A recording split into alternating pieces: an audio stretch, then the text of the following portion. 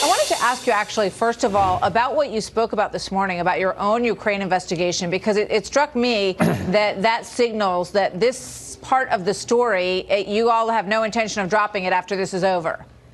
Well, here's what we were told by the House managers. There's not a scintilla of evidence. It's a fraud, phony story that there's anything wrong with the Biden's business dealings in the Ukraine. Nobody has investigated that. We've got 2 years of Mueller looking at the Trump family and their business dealings. Nobody has debunked this. And here's what I think. I think Hunter Biden was paid $50,000 a month for a reason. They hired John Kerry's stepson, Burisma did, that they were hiring all these people close to the Obama administration, not because of their expertise, because of their influence. And the question is, did they use this influence to help this company when it came under investigation?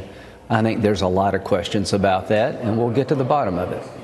So today, they went to great strides, as you point out, to make this point that there's nothing there.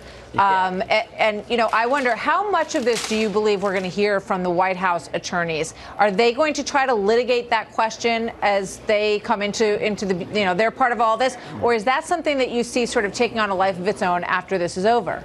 Both, because what are they saying? That the president corruptly asked to look at why the prosecutor was fired. There's investigating Burisma, where Hunter Biden was a board member. Well, what if there is a legitimate question? What if there is a scintilla piece of evidence? Their whole case falls in the House. What if Donald Trump had a legitimate reason to believe that this investigation was not on the up and up in terms of what happened to the Ukraine? So I think you're going to hear from the president's team that there's a lot of unanswered questions, a lot of suspicion about what happened with Burisma and what Hunter Biden did regarding the State Department and how the prosecutor was fired. I think the story they told about what happened with Hunter Biden won't hold scrutiny. The prosecutor actually raided the president's home. Burisma's president's home was raided. That doesn't sound like a dormant investigation to me. So we'll look to see, whether that means witnesses in this trial, or whether, are you suggesting that your committee, that the Senate Judiciary Committee, might call Hunter Biden as a witness after this is over? I think it would be unconscionable to have a country where the Republican president or the Republican candidate for president has to go through 2 years of investigation about every business deal they've ever done with an independent counsel, and a leading candidate for the Democratic Party who was vice president in charge of Ukraine didn't know his son was receiving $3 million of compensation from the most corrupt gas company, and nobody do a damn thing about that. We're not going to live in that kind of country, I promise you. All right, just one last quick question. Congressman Nadler, one of the managers in this process, showed some video of you back during the Clinton impeachment arguing that you don't need to have a crime to be impeached. And now you're arguing the opposite. You want to respond to that? No, I still say you don't have to.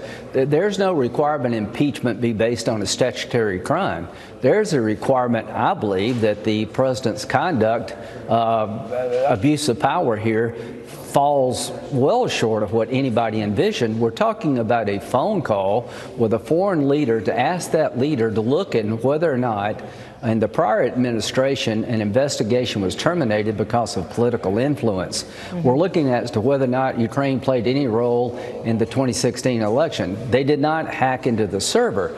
But these are questions that I think are very legitimate. You had 3 United States senators threaten the Ukraine that if you don't work with the Mueller investigation, our view of the Ukraine as a good partner will change. So my view is that it doesn't have to be a crime, but I would say this: Nadler was right in 1998. Impeachment along party lines basically voids an election and should never be done. That's exactly what happened. Not one Republican voted for these articles of impeachment in the House, and I think I know why. Thank you very much, Senator Graham. Always good to have you with us. We'll see you later. Thank you. Thanks, sir.